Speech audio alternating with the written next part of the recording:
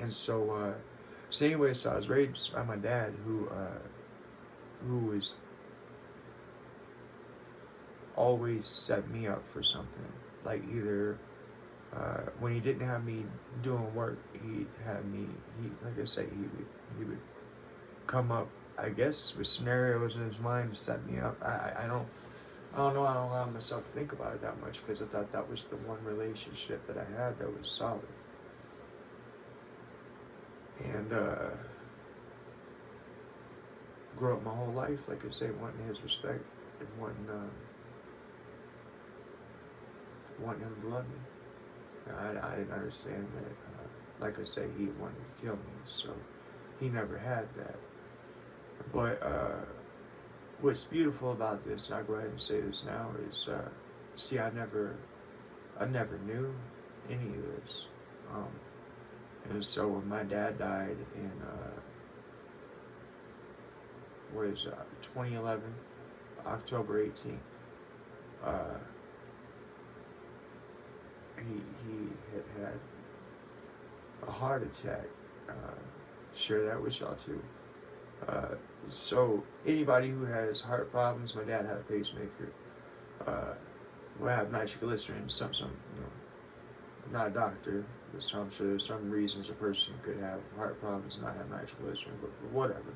My father did have nitroglycerin, and you could look it up on Google right now. So you're supposed to give a person a nitroglycerin pill every 5 minutes. You can give them a limit of 2 and then be fine. If you have to give them the third one, so 15 minutes in, then you're taking them to the hospital. I'll never forget, my favorite thing is, I look right at him and I says, I don't have anything left unsaid. This says me and my father have talked everything out. We are prepared for this moment. I held that man's hand, my father. I held his hand till the mortician people came, and all of his body, all the tissue around where I had been holding his hand was yellow. So I'd held his hand for so long, but that spot where I had been holding his hand at, it was still alive. It was still red. Now, I don't know if it was from the heat of my body or what it was, but I'll never forget that my handprint was over his hand perfectly. I never experienced love from that man. But when I was 14, even though I didn't fully realize things, I knew that things weren't what they should have been. So I ran away. And I got abducted. I was raped by a black man. I already mentioned that earlier. When I got out of that situation, I come out of that with a meth addiction.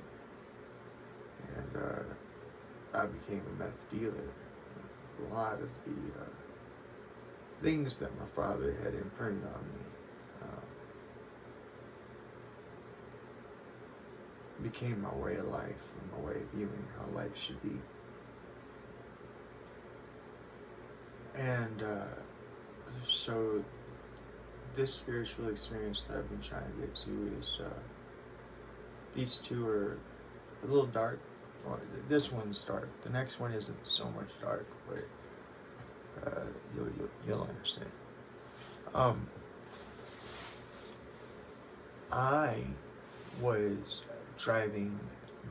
I was driving a silver Bronco too that I had stolen from my meth dealer, and I was on the way back to my meth dealer with his stolen Bronco too, which I had no intentions of ever giving back, and didn't until he paid me $100 later, and I made that man pay me to get his Bronco 2 back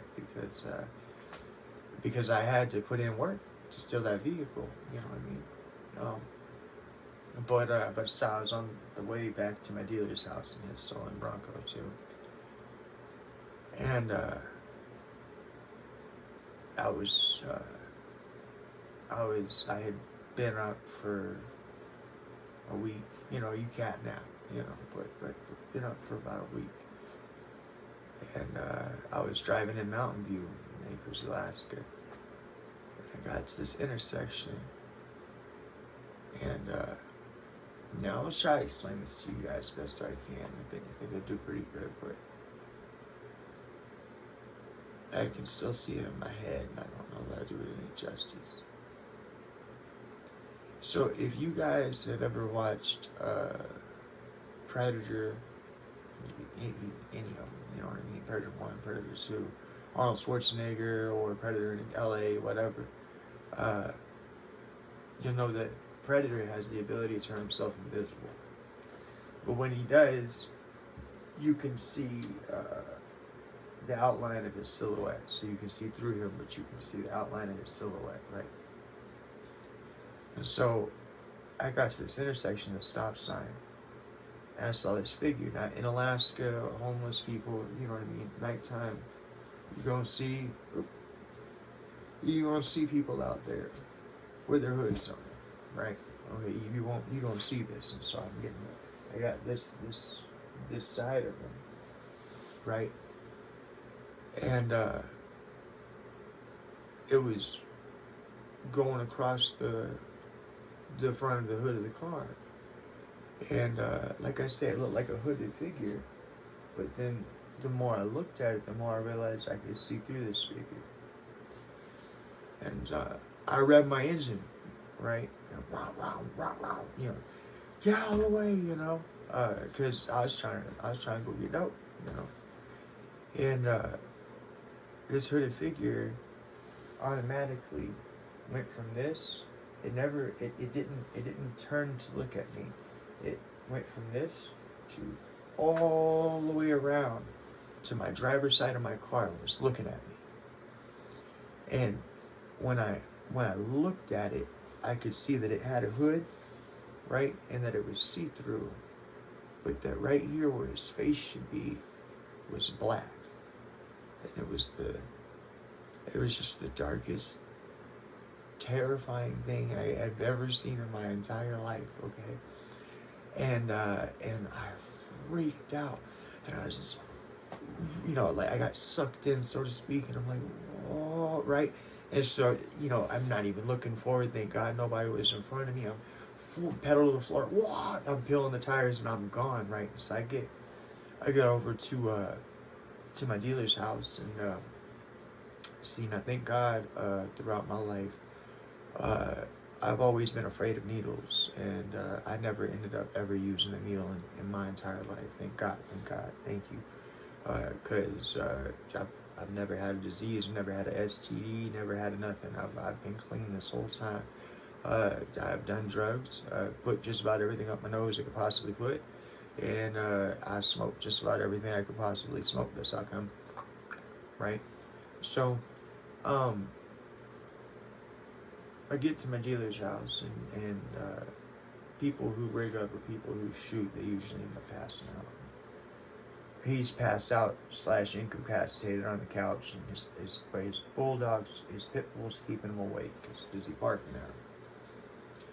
He's just cussing and screaming at his pit bull, and then I walk in, and he looks over at me, and he's like, "Hey, you stole my truck," and I'm like, "It's mine now, dude. I took it. What up, you know?" And you looking pretty incapacitated right now. Don't look like you in the business to do anything, right? And so he's like, "Take my dog out to pee," and I'm like, "I'm not gonna take your dog out to pee." And he's like, "Take my dog out to pee." I was like, I tell you what, I was like, I came here for a ball, right? And you incapacitated, so you had to give me the keys to your safe so I can get that ball. And I tell you what, I'll let your dog out. And some dealer says, "Fine." I say my dealer, but I don't do meth anymore. This was a long time ago, and I'm no longer in contact with this person. So, but my dealer at the time, okay. So, gives me a key to his safe. I go to the safe. I take 2 balls and a pipe, and a pack of cigarettes. I think he had like some cools in there or something like that. And And I turn around, I throw the keys at him. I'm like, I'm gonna take your dog out now, right? And I said some choice words, but I keep those to myself.